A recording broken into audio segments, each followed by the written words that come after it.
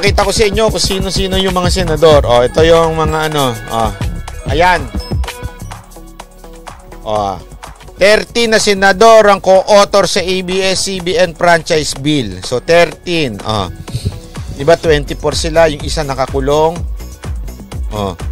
Actually wala pa nga dito yung nakakulong eh. Hindi pa natatanong siguro yun. Pero siyempre natural mag-oo yun sa ABS, di ba?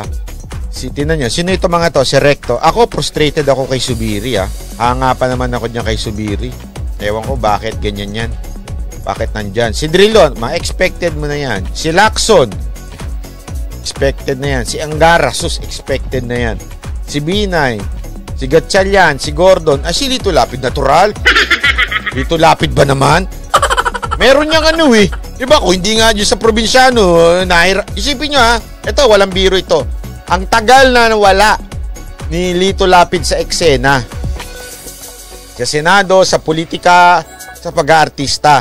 Nung malapit ng mag-eleksyon, biglang pumasok sa probinsyano, di ba? Pagkatapos nun, panalo. Siyempre, si Zubiri, shareholder ng ABS. Talaga? Hindi ko nga maintindihan ba't may mga ganyan. Dapat hindi inaalaw yan. Kaya, wag naman kayo kapal moks. Alam nyo, meron kayong pakinabang sa ABS-CBN. Dapat medyo, kung totoo man niya sinabi nitong isa, si Pacquiao, natural di ba yung si Pacquiao meron din yang parang programa, yung basketball ba yon? Nakalimutan ko na kung anong programa yun Meron sinabi sa akin may programa yan na basketball na kasunduan sa ABS-CBN. Okay? Si Villanueva, natural. Si Ontiveros at si Pangilinan, naku, hindi na kailangan memorize yan. So, tandaan nyo itong 13. Sabi nga nila, 13 is the... hindi ako naniniwala dyan pero sabi nung isa, 13 ibig sabihin niyan devil's number.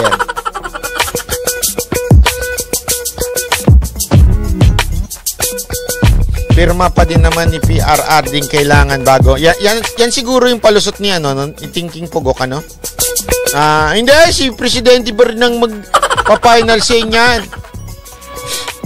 Oo, pero syempre, isipin nyo na lang na-aproban sa Kamara. Okay? Kunwari lang, na-aproban sa Kamara.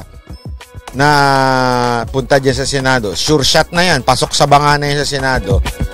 So, ibabay cam, ganyan-ganyan. Tapos pupunta kay Pangulong Duterte. Syempre, ang mape-pressure niyan, yan yung Pangulo. At pag hindi niya pinirmahan yan, ay nako, matindi na naman, ilalagay na naman sa alanganin si Presidente. Hindi ko sinabing pipirmahan niya yan Pero ang akin, dapat sa Kamara pa lang, suplakin na ni Velasco. Alam mo na Velasco kung ano ang paninindigan ni Pangulo tungkol sa ABS-CBN. Paulit-ulit niya na yan sinabi noon. Gagawin niya ang lahat para hindi ma-renew yan. Ngayon, Velasco, kung ikaw may utak, kung meron lang naman, kung meron lang. Kung meron ka namang utak, ngayon pa lang, bago pa masimulan yan, patayin mo na. Actually, sa totoo lang, the only way na masimulan yan, yung pag-aayos niyan, pag gumalaw ka. Kasi, aantay naman sa kumpas mo yung 70. Yung 70 na o kaya yung mga congressman. Aantayan sa kumpas mo. Tanungin ka nila kung okay ba sa'yo to.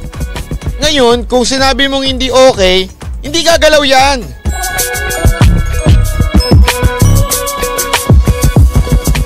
Ito na nga lang you don't have to do anything para ma-renew yan. Wala kang gagawin. Yun lang ang gagawin mo. Wala kang gagawin. Anyway, sanay ka naman ata sa ganun. Yung wala ka lang gagawin, wala mangyayari dyan. Pero pag gumalaw yan, alam na. Pag gumalaw yan, ibig sabihin, gumalaw ka. Meron kang ginawang dyan.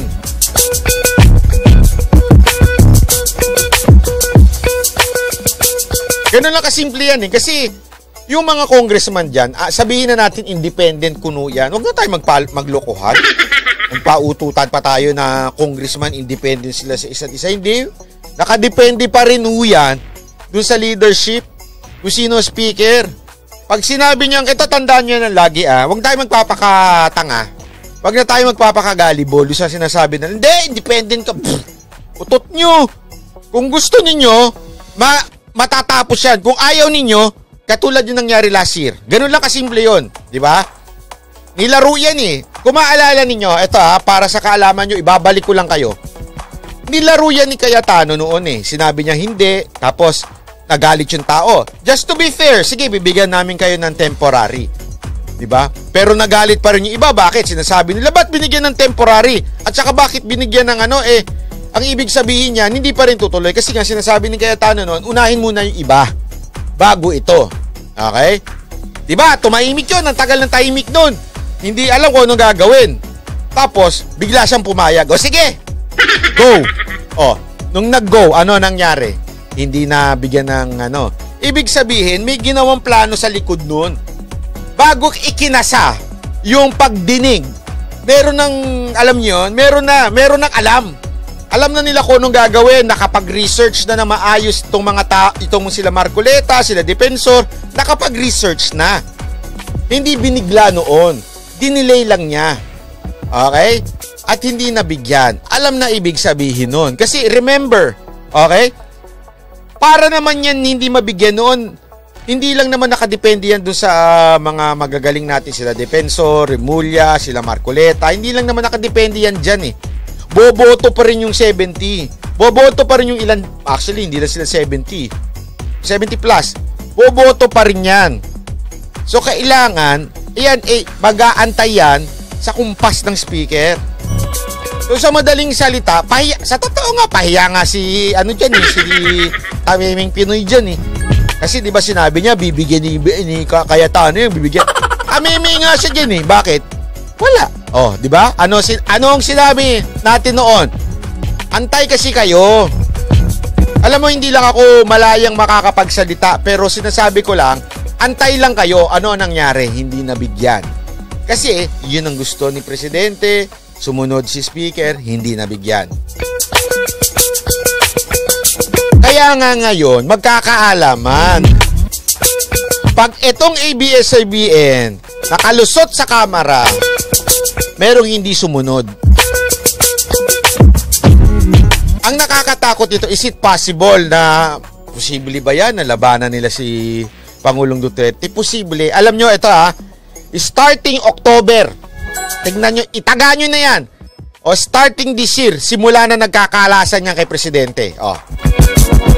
Simula na yan, yung mga kaalyado ni Presidente, unti-unti nang lumalayo sa kanya, yung mga sumipsip at nagkabilang bakod, unti-unti nang mapupunta sa iba. Kevin Godoy, Sir Banat, baditi mo naman ako. Galit siya. Baditi mo siya. Galit siya kay PRRD, ha? Okay. Tandaan ninyo, ha? Etong si Velasco nun, nasa kampo naman to ni Grace po, eh. Kailan to tumalon? Tumalon lang ito nung nanalo si Pangulong Duterte. At hindi lang naman siya, napakaraming mga congressman. Alam nyo ba dati, iilan lang ang PDP na sa partido ni Pangulong Duterte na mga congressman? Iilan lang sila. Nung nanalo si Pangulong Duterte, nagtalo na lahat, sip-sip na lahat kay Pangulong Duterte. Sip-sip sa PDP, naging PDP na lahat. Pero antay kayo ngayon, etong taon na to, abangan ninyo. Unti-unti na magkakalasan yan. Iisipin kasi nila kung sino na yung susunod.